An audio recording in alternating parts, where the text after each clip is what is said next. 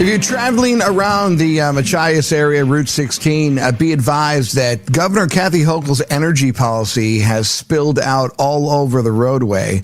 And I mean liquefied frozen manure. That's correct. Be advised there is frozen manure all over Route 16.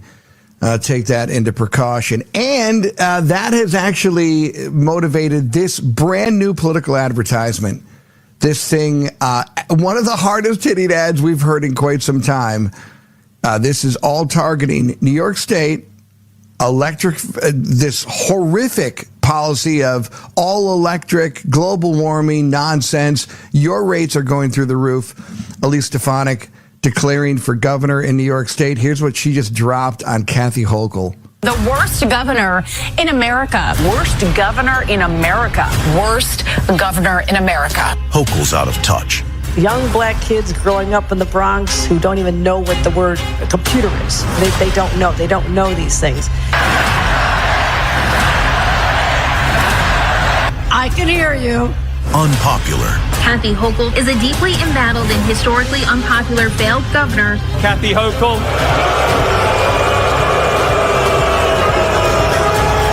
Not for us. Kathy Hochul has a record and has led single-party Democrat rule, making it the most unaffordable state in the nation. We have the highest taxes, the highest energy prices, the highest utility prices, highest grocery prices, and rent that continues to skyrocket. How do New Yorkers feel about Kathy Hochul? Well, they're weighing in. No comment. No comment.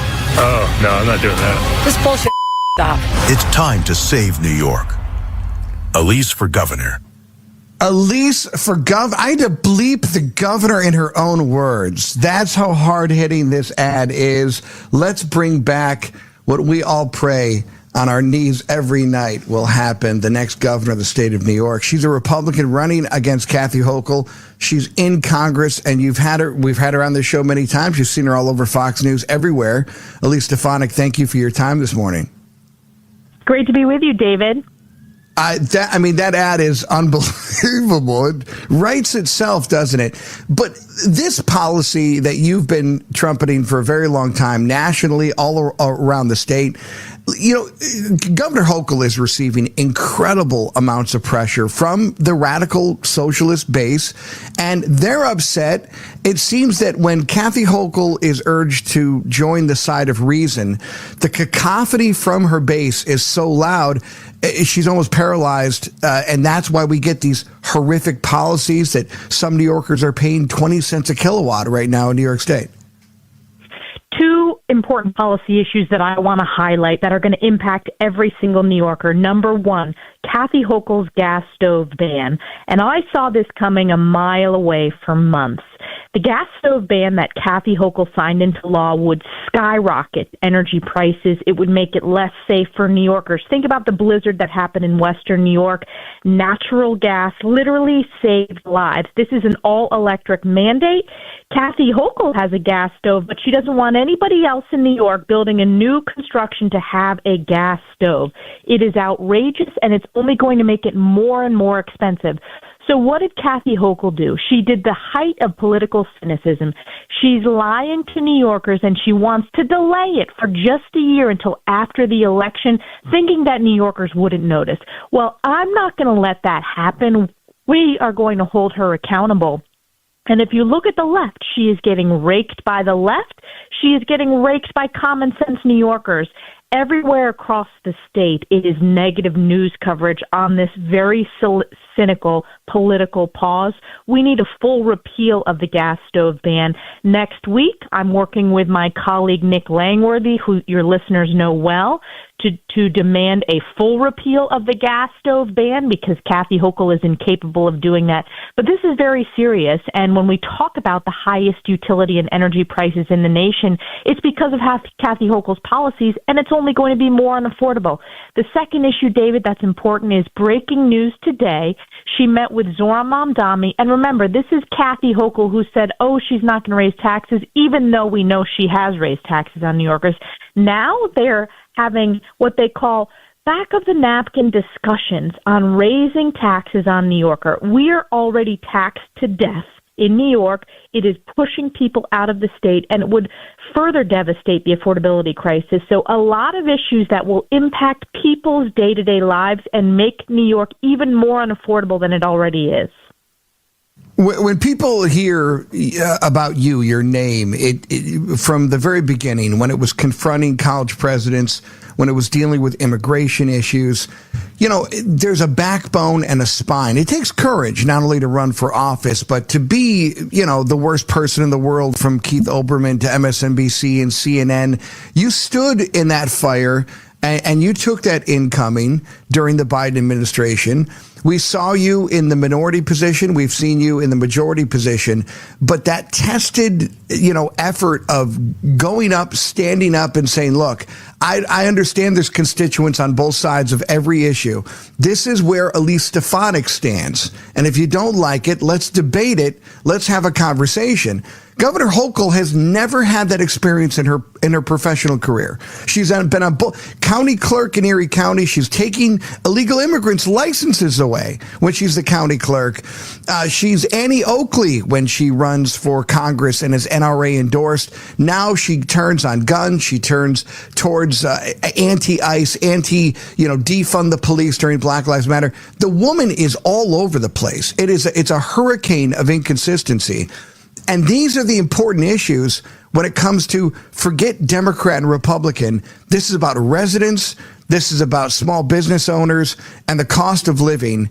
And if you don't have a track record of standing up for anything, standing and saying these are my principles and values, how could you possibly expect New York to be anything other than schizophrenic right now?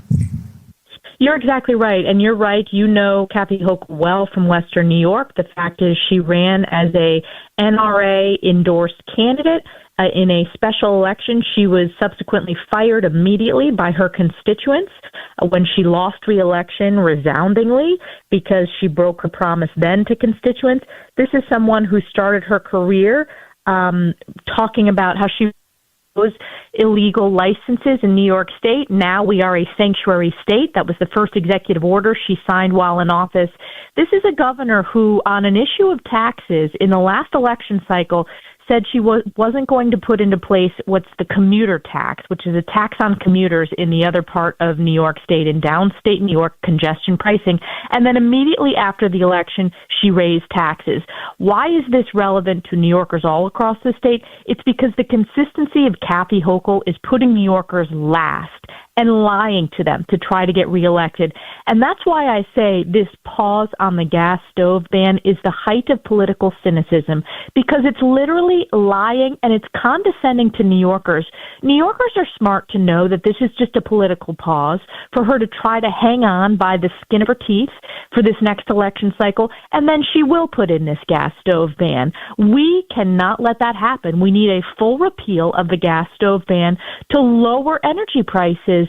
We also need to unleash fracking in upstate New York. That is a huge missed opportunity. It's because of Kathy Hochul policies where we have a moratorium on fracking. You look across the border in the state of Pennsylvania, these communities are booming, and then you have a hollowing out of upstate New York, particularly the southern tier, because of Kathy Hochul once again putting New Yorkers last and turning her back on businesses, on families, on manufacturers, etc. So this issue is going to be discussed a lot. And let's be honest, David, look at how much utility and energy prices are going up. That is a top issue. When I talk to any New Yorker, no matter where I am in the state, they say, I got my energy bill, including my own household. We look at our energy bill. It continues to skyrocket. It's unaffordable. It's hurting our seniors. It's hurting our young families. And now it's this squeeze that she's found herself in. And what is that? What happens to elected officials that feel pressure? It's because there's no balance and consistency. The weakness is what causes elected officials to become, pushed and pressured by both sides, because the left doesn't know where Kathy Hochul stands. The right, well, we know where she stands, but the wind is blowing and she's just sticking her finger up every time. There's a story in Spectrum News 1 that environmental progressive lawmakers, working family socialists in New York State are fuming They're blowing up her phones. They're talking to her staff. They're accusing her of apostasy for turning their back on the movement. And what does that really do? That boils down to why she even made this decision to begin with. It wasn't what was best for New York. It wasn't what's best for the middle class or the people out there working every day and paying New York taxes. It was about that radical base that she's afraid of. You mentioned this the last time you were on the program. It's fear of upsetting radicals that dictates her moral compass. And you know what it also is, David, which is tied directly to what you said? It's her bad polling numbers. They see the same numbers that we do, in that Kathy Hochul is not only the least popular elected official in all of New York State, but she literally is in free fall with registered Democrats. She cannot even coalesce her own party, so she doesn't know where to turn. She is trying desperately to shore up the left. That's why she endorsed the communist mayor out of New York City. That's why she is, going to let him extract tax hikes from her. And yet she has no moral compass. She has no record that is consistent of a political ideology. It's always putting New Yorkers last and doing everything she can to try to resuscitate her, electability. And let's be honest, this is an accidental governor to begin with. The only reason she is governor is because Cuomo was forced to step down. This was August before the Zeldin election in 2022. So after the Democrat primary date, Hochul was raised up as governor at that point, and there was no primary. So voters didn't even have the opportunity to vote for her in a Democrat primary. She is an accidental governor, which is one of the reasons why she's the worst governor in America. Elise Stefanik, God bless you. Thank you for constantly remembering Western New York and making time out of your busy schedule to talk to the people of Western New York. And I'll tell you what, the GOP is 100% in solidarity with their candidate, Elise Stefanik, and the time it's going to take. And remember, these are issues you hear and you think, well, it's an election that's coming up. It's a gubernatorial election. These are issues that are impacting you now. They're impacting you today. The reaction to Kathy Hochul is today because November is all of our vision is focused on the election in November. But these polls, this implosion is occurring in real time. These issues that are impacting you, we can't wait until November.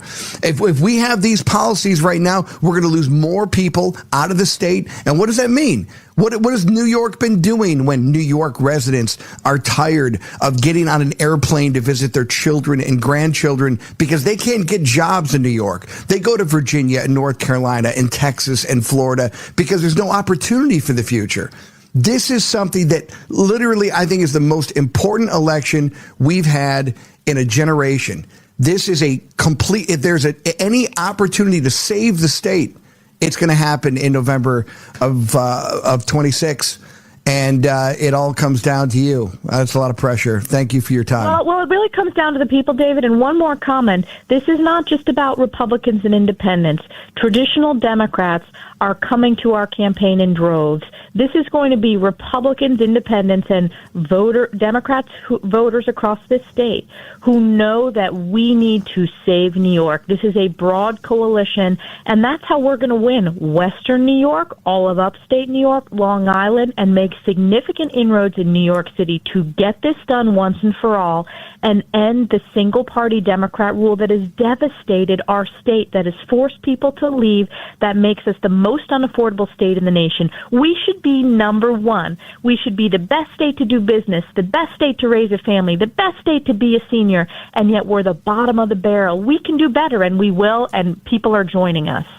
And that's a coalition that turned the tide in 24. Working class people, gay, straight, Jewish, Muslim, Christian, Democrat, union workers, It's all about, look, you're looking at your bottom line every day, kitchen table politics. This is unsustainable. It's unsustainable in New York. And there has to be a new direction. And you need someone bold. It's not just a blank person that isn't Kathy Hochul. It's someone who has a record, who stood on principle, who faced outrageous amounts of pressure from all sides in very controversial issues.